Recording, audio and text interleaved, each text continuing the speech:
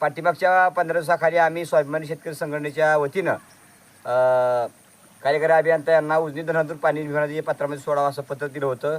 पत्र दिल्यानंतर आदरणीय शेतकऱ्याचे नेते राजू शेट्टी साहेब यांनी गंभीर इशारा दिल्यानंतर उजनीतून भीमानदी पात्रामध्ये पाणी सोडलं. परंतु पाणी उशाला आणि कोरड कशाला या उक्तीप्रमाणे आज मात्र शेतकऱ्याची अवस्था अतिशय विचित्र झालेली आहे. आज कवटुळीच्या भीमानदीच्या पात्रामध्ये पाणी आहे, परंतु आज महावितरणच्या अधिकाऱ्यांनी महावितरणचा पुरवठा जो आहे विद्युत पुरवठा तो बंद केल्यामुळे सगळ्या मोठ्या तुम्हाला बंद दिसत आहेत. एका बाजूला शेतकरी अडचणीत असताना नदीमध्ये 15-20 दिवस पाणी नव्हतं, आता पाणी आलं तर लाईटी बंद केल्या त्या. म्हणजे हा शेतकऱ्याचा तुम्ही केलेला खळखंडोबा हे तुम्हाला पटतंय का?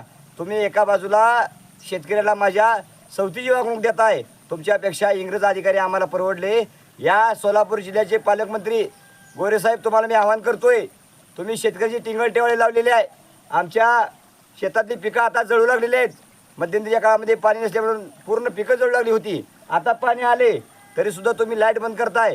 म्हणजे शेतकऱ्याची एका बाजूला टिंगल टेवाळे करताय, दुसऱ्या बाजूला मात्र शेतकऱ्याच्या पिकाला तुम्ही हमीभाव देत नाही, शेतकऱ्याच्या उसाला योग्य दर देत नाही, शेतकऱ्याच्या घामाचे पैसे तुम्ही वेळेवर कारखानदार देत नाहीत. म्हणजे शेतकऱ्यांनी जगायचं का मरायचं हा प्रश्न एका बाजूला पडलेला आहे. दुसऱ्या बाजूला मात्र आज तुम्ही सकाळी मोटर चालू करायला इथं नदीवर आल्यानंतर बघायला बघतोय तरी सगळ्या मोटरा बंद दिसत आहेत. भावानो, अक्षरशः आत्महत्या करायची वेळ आमच्यावरती आलेली आहे आता चालूला. शेतकऱ्यांनी जगावं का मरावं? शेतकऱ्याचं जगणं हे सरकार मान्य करणार आहे का नाही करणार आहे हा आम्हाला खऱ्या अर्थानं प्रश्न आहे. भावानो, या जिल्ह्यातल्या सगळ्या आमदारांना मी सांगू इच्छितोय, नदीकाठच्या सगळ्या आमदारांना विनंती आहे, तुम्ही आता का ग बसलाय? ज्या वेळेला शेतकरी संकटात आहे त्या वेळेला तुम्ही शेतकऱ्याला साथ द्यायची सोडून शेतकऱ्याची चेष्टा बघताय.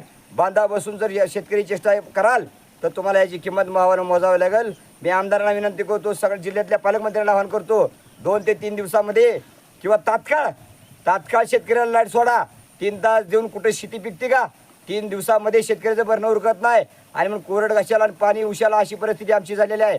आमचा शेतकऱ्याचा अंत बघू नका, तात्काळ महावितरणला संपर्क करा. आणि जिल्ह्यातल्या पालकमंत्र्यांना माझी हात जोडून कळकळीची विनंती आहे, माझ्या शेतकऱ्याला 2 ते 3 दिवसामध्ये विद्युत पुरवठा सुरळीत करा. आणि आता आम्ही हातात रुग्ण घेऊन उठल्याशिवाय स्वस्थ बसणार नाही. हा माझा भीमानदी काठला बसून माझा तुम्हाला इशारा आहे.